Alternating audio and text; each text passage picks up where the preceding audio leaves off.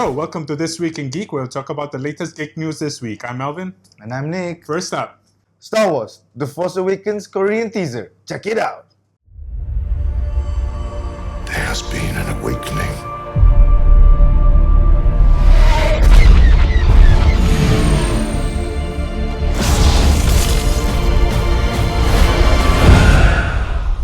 Have you felt it?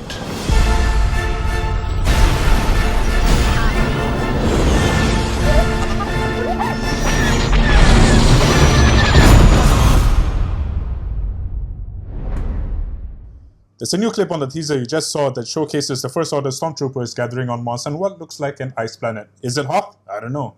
It could be Hoth. I mean, the desert planet that they showed turned out not to be Tatooine after all. So I guess Abrams is playing with old classics, scenes that we used to remember, things that look like Tatooine but isn't Tatooine, things that look like Hoth but isn't Hoth. I mean, this assembly is awesome, man. There's like 4 different things that you can find in the picture itself. Right, like so, let's dissect it up right now. First up, If you look in the middle of the picture, you can see a shiny chrome dome. Chrome Dome. Yeah. Captain Plasma. Not Plasma, bro. Phasma. Played by Gwendolyn Christie, that chica from Game of Thrones.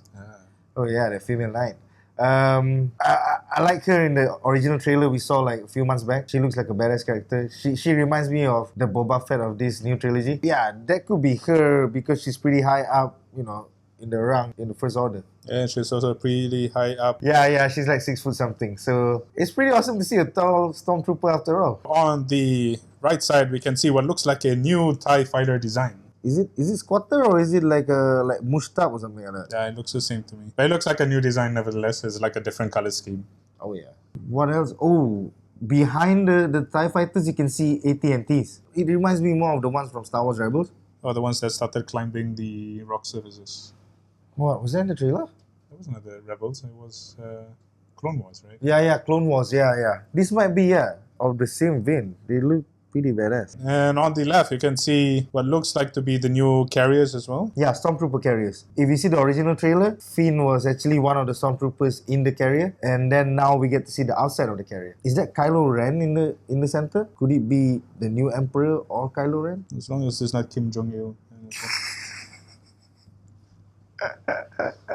Next up, so while we are still up in space, let's talk about Marvel's Guardians of the Galaxies. On Disney XD. Looks pretty awesome, man. When you talk about animation, DC animation is where it's at. They've come up with like so many greatest hits. But this one looks pretty exciting, Marvel Disney XD. As you can see, they seem to have followed anime-ish style or closer to Ben 10.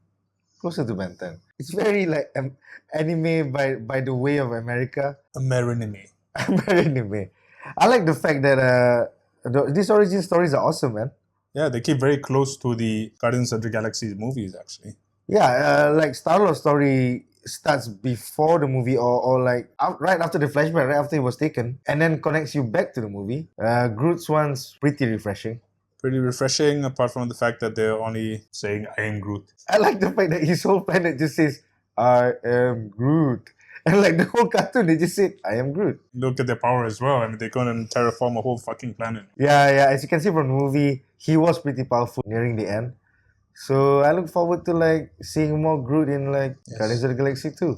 The way I see it, right, this is just going to be awesome leading into Guardians of the Galaxy 2. Maybe it could be the bridge between the first film and the second film. The origins are what Disney is actually coming out with before the animated series. So we shall see whether the animated series will actually feed into the next movie or if it's just like standalones. And even the fact that it goes before the first movie is kind of refreshing as well. So like even before 2017, 2018, before we get the next movie, we get more Guardians of the Galaxy on a weekly basis. Good job, Disney. Really looking forward to this. Yeah, it starts September 26 on Disney XD. Up next.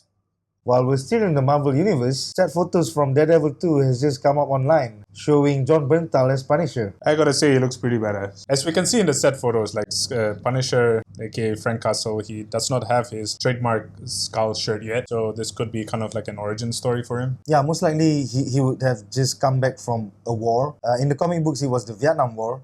This one, it might be Afghanistan or Iraq. Maybe his family just died and he's starting up in his vigilante... His aggro mode on. His aggro mode, yeah.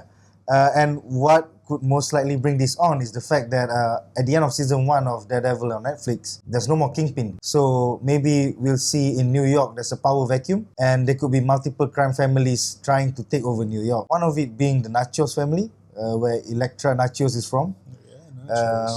Yeah, I can't wait to see Elodie Young portray Elektra. She was pretty hot in G.I. Joe Retaliation. Based on the classic storyline Daredevil, The Man Without Fear, the story by Frank Miller and John Romita Jr. in 1993, most likely we'll see flashbacks of young Elektra when she was in Columbia University, where Matt Murdock was studying law. We saw hints of it, of how like Matt Murdock and like Foggy Nelson become friends. So I look forward to see more of the Elektra family leading up to the power struggle to control New York. Well, we'll just have to wait and see. Next up, so while we're still in New York, let's go and swing by and see our friendly neighborhood Spider-Man. Now, there's apparently a leaked footage online that showcases Spider-Man's new costume in Captain America Civil War. I like how it's very simple. It's something that a young kid can come up with on his own. You have like shin pads, shoulder pads, classic goggles, and like just a simple black mask. It seems to harken back to a teaser a week ago about a similarly drawn character design for Spider-Man. Oh yeah, that was an artist rendition of what it could potentially look like.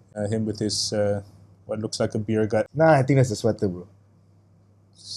Sweaters don't look that big. So anyway, the rumors going online is the fact that over the course of the movie, Captain America Civil War, we're gonna see Spider-Man be the guy that's the swing vote. I mean, if you read the comic books before, he swings from Iron Man's camp into Captain America's camp. First for Superhero Registration Act, and then again Superhero Registration Act. If you can remember from the comic book series, Iron Man made him an Iron Spider suit. So we might not see the Iron Spider suit in the Marvel movie next year, but Iron Man could give Spider-Man, you know, a more awesome suit compared to this like red sweater and like shit pads. This is definitely very amateurly designed. So I look forward in the film next year to see an evolution of the Spidey suit. I actually do believe he will give him his Iron Spidey suit. Nah, it'll be too weird.